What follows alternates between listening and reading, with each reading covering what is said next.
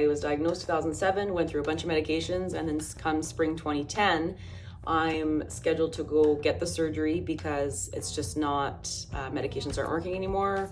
Surgery is the other option. I said, okay, like I can't really keep just pumping, like medications weren't working anymore, so my symptoms were a lot worse. I couldn't keep living like that. I didn't want to live like that. So the option of a surgery for me at the time seemed like a reasonable risk to take. So that's what I did. I had a referral to a local surgeon here that could do the Nissen fundoplication. I had sat down in her office, we discussed what it was going to be about, and she was going to call me back with a date. For some reason, I heard rumors she lost her license, she moved out of town, she just disappeared, and they were saying she was no longer available. And I was kind of left on my own to go, okay, well, like, now what? So back to my family doctor, who then referred me to the next closest thoracic surgeon that could do this operation, which was in a city 3 hours away from here, which was fine.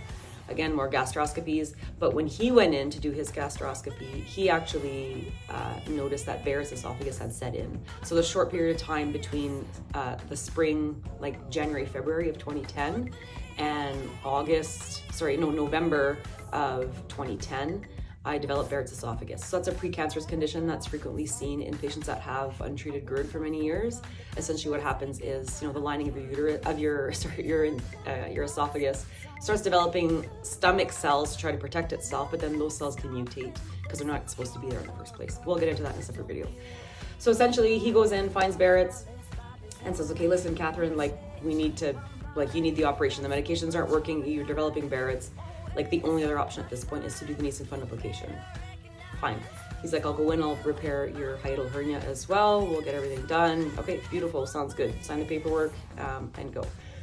So yeah, essentially from 2007 to 2010, I did all the medications. I was set for surgery, that fell apart. I was sent for, a referral to a new doctor, which ended up panning out. And then the rest of that journey begins there.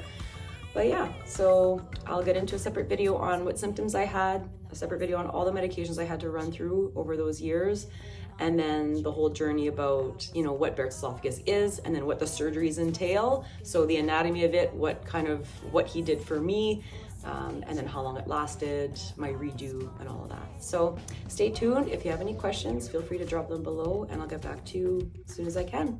Thanks, guys.